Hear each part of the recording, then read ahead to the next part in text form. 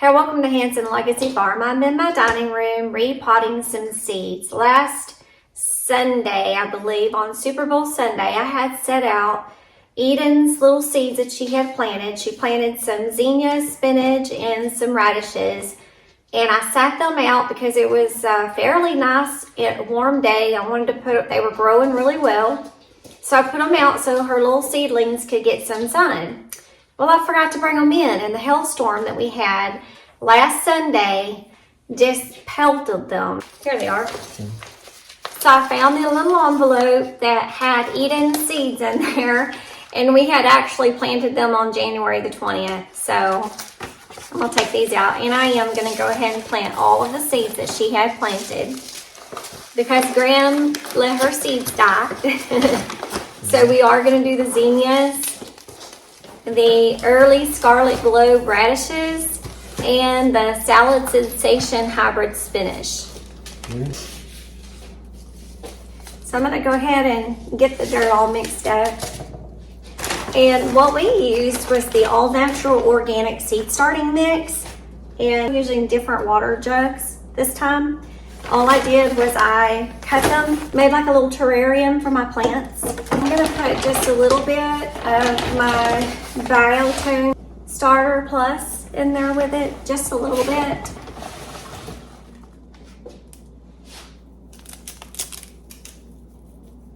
Want to make sure I break up all the clumps. My bag had a few clumps in it.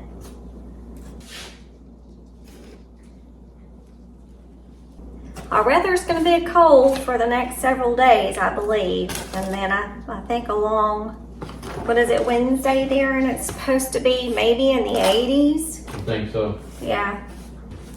See if I need any more moisture.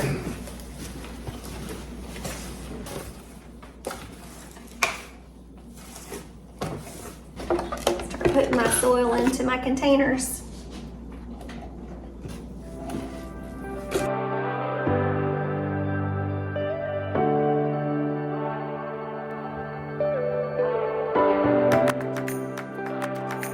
I like these because they're more of a terrarium. I got to sleeve them in here. That was plenty of soil. That was probably maybe half a bag of that seed starter mix. In fact, I think I'm gonna take more. Some of this out. I didn't even open the new one. Time to get in there and start getting your seeds going for sure. I'm gonna use these and label them. It's a zinnia, so I'm gonna go ahead and get it marked. And I'm gonna go ahead and put today's date on it. And I may have written that down too far on my tag. Then my radish.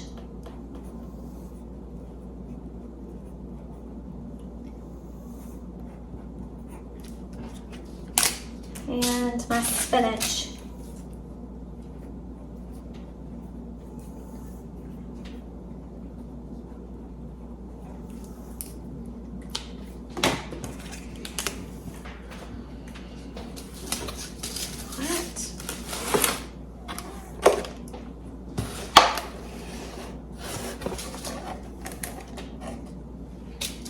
The zinnias are March to May. They emerge 7 to 10 days, and they get 1 to 2 feet tall.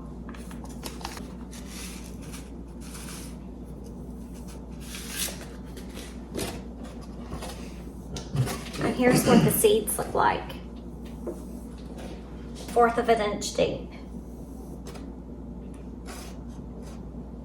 But I'm going to sprinkle just a little bit of the soil on top of it.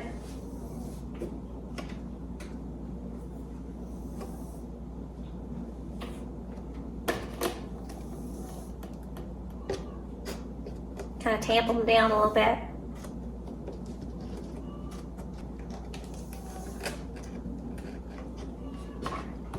Well, I've got some tape that I'm going to be taping around this, and all I'll have to do is stick them in the windowsill.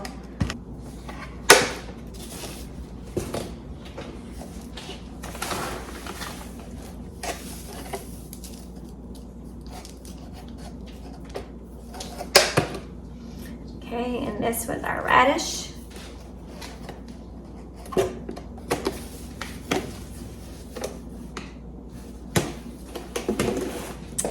And this one's gonna be our spinach. And I'm gonna cover all that with our perlite.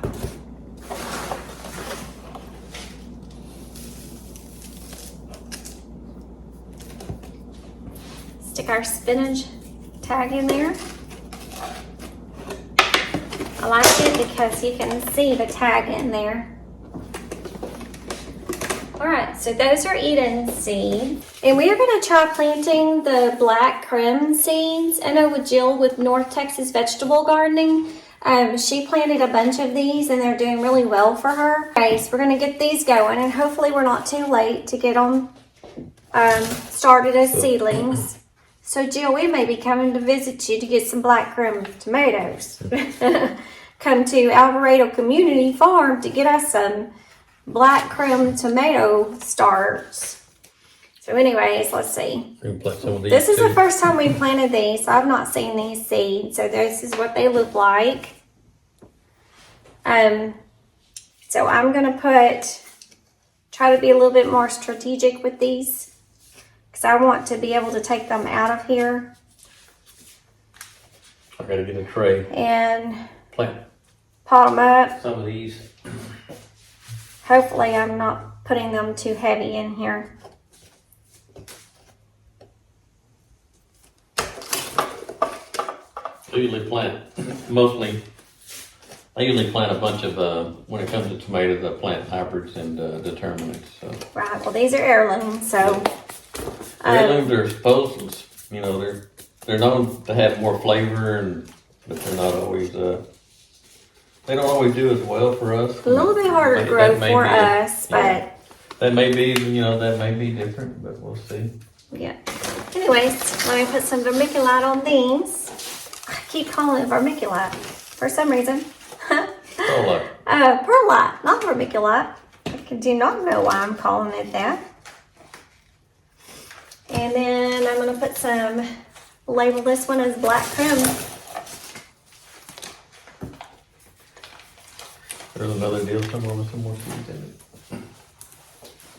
I got some early girl tomato seed, which was one of the ones that did the best for us last year. Okay. Tape them up. So we've got a ton of more seeds to get started. A lot of growing to be done outside. Darren's going to get our little tunnels in our beds made. Hopefully we can get that done in the next week because we don't have that much longer and it's time to plant, time to grow, time to get some food in the ground so we can harvest some food. Let's get started. What are we waiting for? Let's get started. Let's get some food going. I'm gonna grab my tape and put a tape around these. I just wanna keep an eye on these and make sure they're being kept moist. I'm gonna set them in our windowsill here where they can get good light for germination.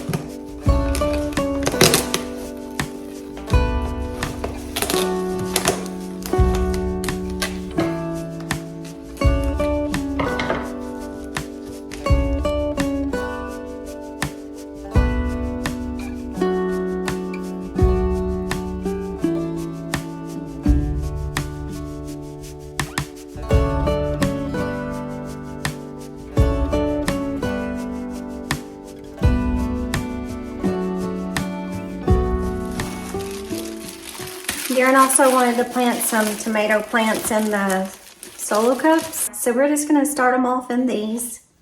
And I am gonna plant some more black creme in these. So I'm going to label them.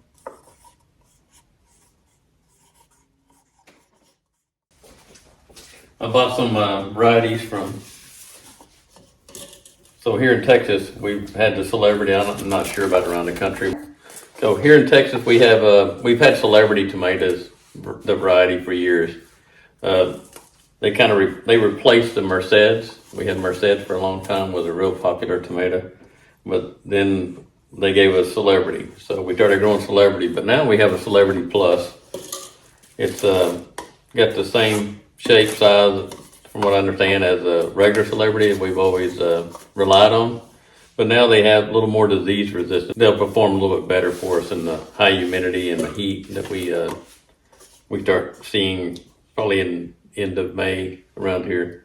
And then they did the same thing with the Big Beef tomato, Big Beef Plus. So we have that variety also that's supposed to give a little more deeper red, because before the Big Beef was good, but it lacked a little bit in flavor and the redness. They were kind of pale, but now they've added a crimson gene to it also to make it a little bit deeper red. Yeah. And taste a lot better, have a little bit more sweeter taste. And then here's one called Jolene. So I've been looking for a tomato that's supposedly, and this is the first time we planted it. It's supposed to perform better, longer in the year. Because around here, by July 1st, usually our tomato season's over with because of the heat. And yes. They get disease and they'll just start, kind of dying away. But this is an indeterminate. No, take that back. This is a determinate. So the difference in a determinate and the indeterminate. Determinate is both the Celebrity Plus and this Jolene determinate. So, which means they'll grow the plant won't just keep growing. It'll grow up to a certain size, set all of its fruit, and then for the most part, it all ripens about the same time. It was designed more for the commercial growers, so they would succession plant. They plant a row or 2 rows of this one variety, and then 2 weeks later they may plant another row, and so on and so on. That way they can continually have a harvest throughout the year. And they're all uniform tomatoes, and they're designed to pack well, and so that's where you get a lot of your determinants. But for us down in the South, we love the heirlooms because they always have more flavors. Mm-hmm. But in order if we want to put up some tomatoes in the jars and have some to put back on the shelves, we try to go with some determinant with some good. We end up going with hybrids. So right. The hybrid, you can't keep your seeds, so we got to continue to depend on the seed companies. But with the heirlooms, you can keep your seeds. So right. Cherokee Purple's another one that works pretty well down here for us. So it's a good heirloom for us. I'm looking for some other options. So if you have some good options of some good heirlooms that can perform well in the heat down in the South, let us know. Maybe we can see if we can find them and we can try them out and do a video on it. So. And we're going to be planting some San Marzanos too. The reason why Darren said that he wanted to plant them in the solo cups is because when he planted them in the seed starter tray, they outgrew the tray pretty quickly, and then we had to up-pot them, and it was just harder to move them around in the solo cups. What we feel like is that they're not going to outgrow the solo cups as quick. We can put a little bit more soil around them. And so that'll get us probably to the point to where we want to transplant them straight into the garden. This is what our hopes are. The other issue we had, I planted like 3 varieties in the tray pack or the cells, and some of them outperformed the other ones, and they kind of shaded out the other ones, and they kind of it became hard to move them and put them under the grow lights because some of them trying to keep the other ones from getting leggy while you're trying to keep the others. So now. My thoughts are if we do this way, then we got more management of them. We can kind of move them out, move them back in. And so we're going to see how that works out. So that's our plan. So I'm going to mix up my potting soil, my seed starting soil, just like I did for the other plants that we just got to doing.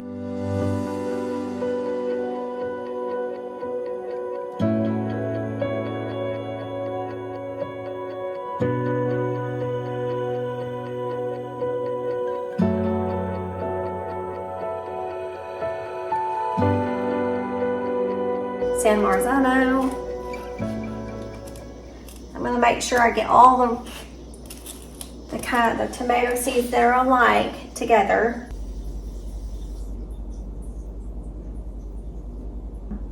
Zhuzh the dirt around in them. And you got me some of my perlite.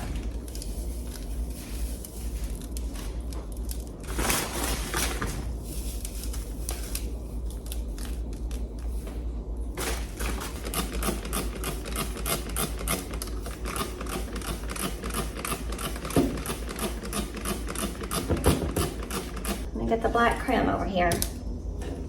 Hopefully I left enough seed. So Darren, this is all the San Marzano. You're gonna have to get some more. Okay. Okay. My black creme. Let's see how many I have in here. Oh yeah, I've got plenty. These seeds are little as well. I try to put 2.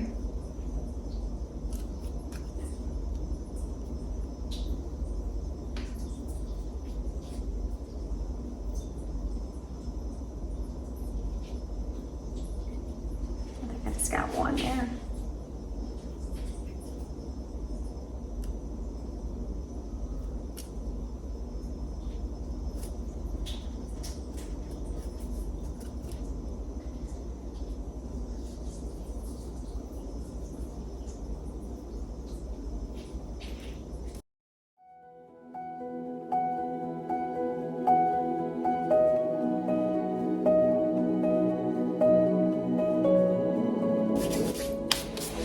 It's just a drop in a bucket of what we need, but hey, it's a start. Alright, I'm gonna go put these under the grow lights. Thank you for joining Hanson Legacy Farm. Your time is important to us and we appreciate every minute that you spend with us. So come back and join us in the next video. God bless everybody.